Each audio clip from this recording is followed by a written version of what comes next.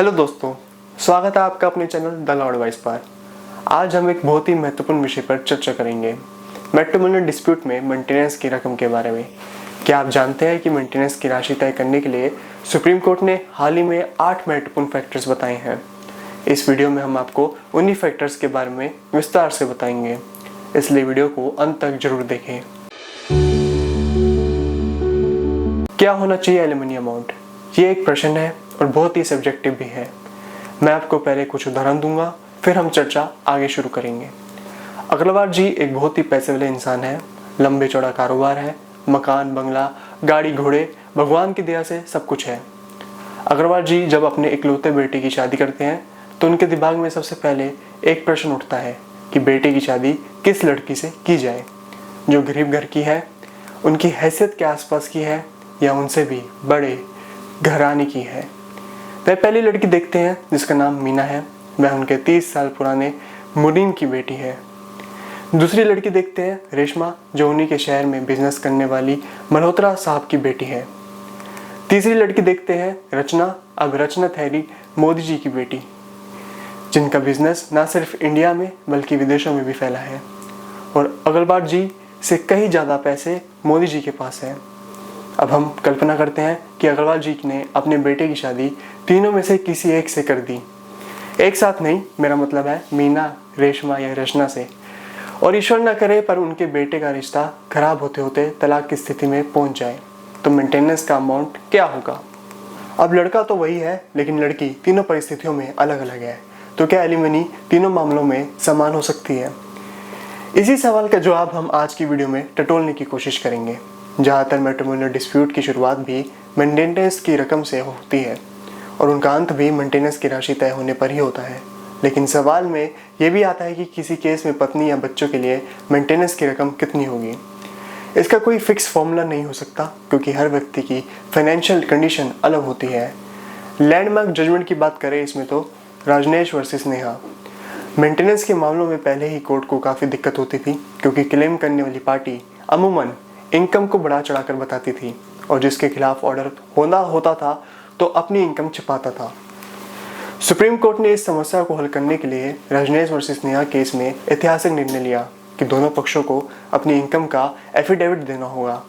इससे कोर्ट के लिए मेंटेनेंस की राशि तय करना आसान हो गया। सुप्रीम कोर्ट लेटेस्ट जजमेंट 10 दिसंबर 2024। इसी दिशा में आगे बढ़ते हुए सुप्रीम कोर्ट ने 10 दिसंबर 2024 को एक और महत्वपूर्ण फैसला दिया। इस फैसले में कोर्ट ने 8 अहम फैक्टर्स बताए, जिनका इस्तेमाल करके कोर्ट मेंटेनेंस की राशि या वन टाइम एलिमनी तय करेगा। आइए इन फैक्टर्स को विस्तार से समझते हैं। 10 दिसंबर 2024 को सुप्रीम कोर्ट ने मनीष कुमार जैन बनाम अंजू जैन मामले में एक महत्वपूर्ण निर्णय दिया। इस फैसले में कोर्ट ने पति पत्नी के बीच तलाक को मंजूरी दी और पति को निर्देश दिया कि वह पत्नी को 5 करोड़ का स्थायी गुजारा भत्ता यानी कि एलिमनी प्रदान करेगा। साथ ही कोर्ट ने पति से ये भी कहा कि वह अपने बच्चे के भरण पोषण और देखभाल के लिए 1 करोड़ रुपए की अतिरिक्त व्यवस्था करे।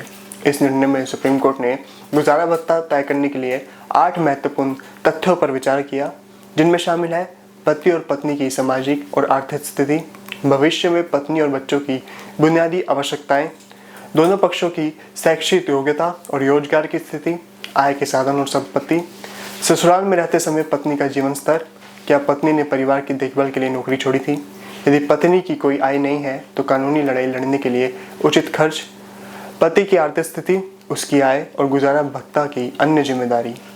यह निर्णय मैट्रिमोनियल मामलों में गुजारा भत्ता तय करने के लिए एक महत्वपूर्ण मार्गदर्शक के रूप में कार्य करता है, जिससे भविष्य में ऐसे मामलों में न्यायालयों को सहायता मिलेगी। अब इन की फैक्टर्स को मेंटेनेंस डिसाइड करने के लिए डिटेल में डिस्कस करते हैं। पहला फैक्टर है सोशल और फाइनेंशियल स्टेटस। कोर्ट को यह देखना होता है कि दोनों पार्टीज की सामाजिक और आर्थिक स्थिति क्या है, क्योंकि इन्हीं के अनुसार व्यक्ति की आवश्यकताएं तय होती है। इसमें उनकी मंथली अर्निंग्स, एसेट्स, लाइबिलिटीज देखी जाती है। आश्रित पत्नी और बच्चों की रीजनेबल नेसेसिटीज। मेंटेनेंस के लिए अप्लाई करने वाली पार्टी अपनी ज़रूरतों को बढ़ा चढ़ाकर पेश कर सकती है, लेकिन कोर्ट को वास्तविक आवश्यकताओं का आकलन करना होता है, जैसे डे टू डे के खर्चे, रेजिडेंस की रिक्वायरमेंट, बच्चों के स्कूलिंग के खर्चे, मेडिकल एक्सपेंसेस एक्सेट्रा, व्यक्तिगत योग्यताएं और रोजगार की स्थिति, अगर कोई व्यक्ति आत्मनिर्भर हो सकता है तो उसे अनावश्यक रूप से मेंटेनेंस का हक नहीं दिया जा सकता। मान लीजिए अगर पत्नी काफ़ी पढ़ी लिखी है, वो शादी के पहले या मैट्रिमोनियल डिस्प्यूट्स के पहले कोई काम करती थी, वो इसे करने के लिए फर्दर कैपेबल है, तो कोर्ट इसे भी देखेगी। मेंटेनेंस क्लेम करने वाली पार्टी की खुद की इनकम और संपत्ति। कोर्ट ने अपने जजमेंट में कहा कि अगर पत्नी की खुद की पर्याप्त इनकम और संपत्ति हो तो वह मेंटेनेंस क्लेम नहीं कर सकती। पति के साथ रहने पर पत्नी का जीवन स्तर। मेंटेनेंस का उद्देश्य पत्नी को वही जीवन स्तर देना है जो उसे पति के साथ रहने पर मिलता है। पारिवारिक दायित्वों की पूर्ति के लिए पत्नी के त्याग। अगर पत्नी ने करियर छोड़कर घर संभाला है तो ये भी मेंटेनेंस तय करने में एक महत्वपूर्ण कारक होगा। अगला क्राइटेरिया है लीगल प्रोसीडिंग्स के खर्चे। अगर पत्नी बेरोजगार हो तो लीगल खर्च भी वन टाइम मेंटेनेंस में शामिल हो सकता है। आखिरी कंसिडरेशन जो कोर्ट को करना है वो है कि पति की आर्थिक स्थिति और देनदारियाँ। पति की आय, उसकी जिम्मेदारियाँ और अन्य देनदारियों को भी ध्यान में रखकर मेंटेनेंस तय किया जाता है। इसके अलावा कोर्ट शादी की अवधि भी कंसिडर करती है। लंबी अवधि की शादी यानी कि 10 से 15 साल से अधिक में एलिमनी की राशि अधिक हो सकती है। वहीं छोटी अवधि की शादी यानी कि 2 से 3 साल में एलिमनी आमतौर पर कम या सीमित समय के लिए दी जाती है। ये आठों पॉइंट्स क्या कहते हैं? अगर हम इनको मीना, रेशमा या रचना के संदर्भ में देखें तो कोर्ट अग्रवाल जी के बेटे से इनमें से किसी को भी भरण पोषण दिलाने के लिए दोनों की पारिवारिक और सामाजिक परिस्थितियाँ, उनकी ज़रूरतें, खर्चे, पत्नी की खुद की आय या आय करने की स्थिति, शादी के समय उनका स्टेटस और अलगाव के समय उनका स्टेटस, पति की आर्थिक स्थिति और उसकी देनदारियाँ ऑल को ध्यान में रखेगा। फिर तय होगा कि जो रकम मीना के लिए 1 करोड़ सही हो वही रेशमा के लिए 10 करोड़ हो सकती है और रचना के लिए 50 करोड़ हो सकती है, जबकि पति और उसकी आर्थिक स्थिति समान हो। अभी भी समझते हैं कि why this matters for you.